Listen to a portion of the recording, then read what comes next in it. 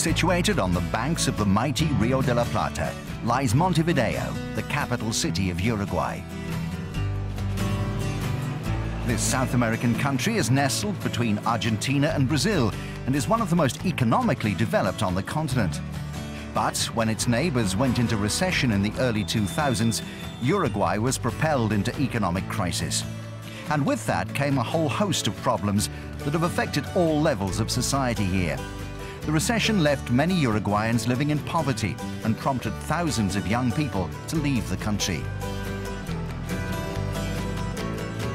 In 2005, former President Tabaré Vázquez embarked on a debt reduction plan, and Uruguay began a painful journey to recovery. With the social and economic crisis, drug abuse amongst many youngsters increased. Vázquez, a big boxing fan, started a campaign to encourage the opening of boxing gyms around the country. The Knockout Drugs program aimed to help young people get off the streets by learning the noble art. The initiative proved hugely popular, and the gyms, both old and new, attracted large numbers of youngsters. The Knockout Drugs program had the added potential to turn boxing into a more popular and successful sport in a country where soccer and basketball dominate. But for some, certain opportunities were missed. It's true that there are many more people involved with boxing now, but there's actually less people competing in the sport and having sanctioned fights. President Vázquez should have brought in Cuban trainers who are the best in the world.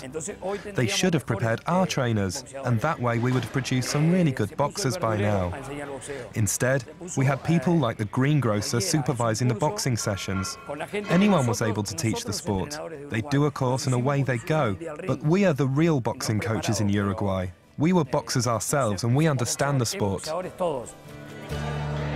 Robert Leva is one of the most respected trainers in the country. In 1996, he was part of the coaching setup that traveled to the Atlanta Olympics, the last time Uruguay sent boxers to compete at the Games. At the amateur level, Uruguay hasn't enjoyed any major success, and it's been largely the same case in the professional game. Alfredo Evangelista and Jose Maria Flores Bolon both had chances to win world titles, but didn't succeed. Yet, where the men failed, one woman triumphed. In 2008, Chris Namus, the gorgeous assassin, became Uruguay's first and only professional world champion when she won the WIBA Youth Junior Welterweight title. Last year, she added the WPBF Junior Welterweight crown to her collection, with victory over Brazil's Adriana Salles. The 23-year-old's success has made her one of the most famous faces in Uruguay.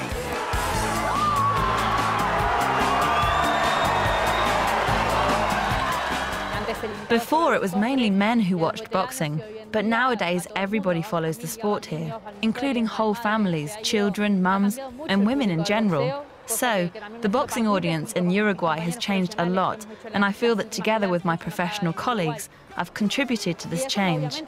Obviously, I'm really proud and happy in attracting more people to boxing. Both of Chris's grandfathers were boxers. As a child, she was into martial arts, but at the age of 16, she decided to take up boxing. That was in 2003, just before the Knockout Drugs boxing program had been introduced. When she started, Chris found it difficult to find a gym where she could train. I rang round quite a few gyms, and the answer was always the same: women aren't allowed here.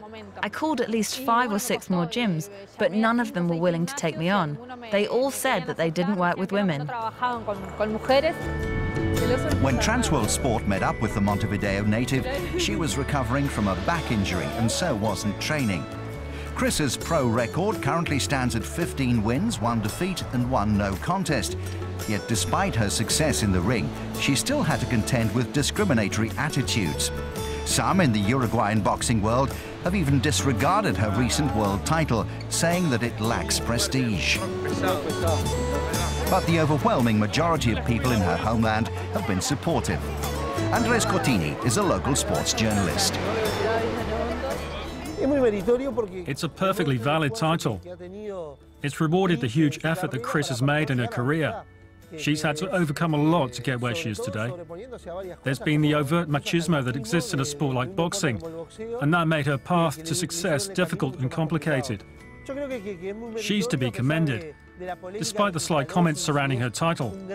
It's a worthy title.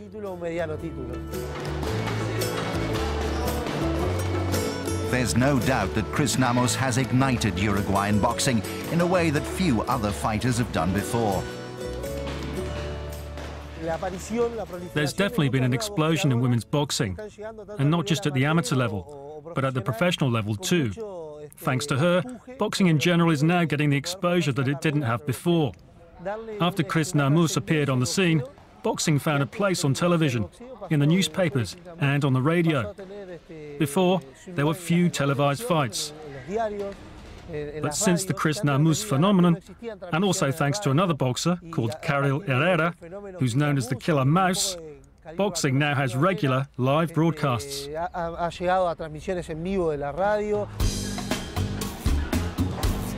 With 28 wins from 30 fights, Karel Herrera is the most respected male Uruguayan fighter in years. Like Chris Namus, 31-year-old Karel grew up in a humble barrio of Montevideo.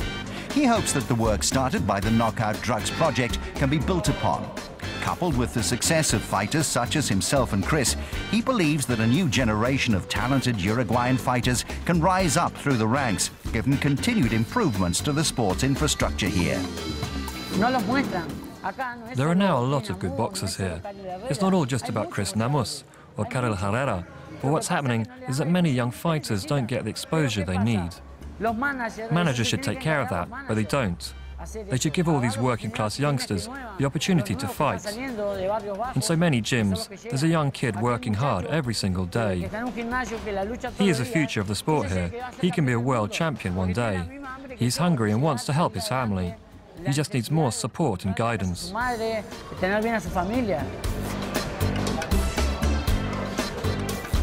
For now, the main success of Uruguay's Knockout Drugs program has been the way in which it's got youngsters off the streets and into boxing gyms and made them aware of the dangers of substance abuse in the process.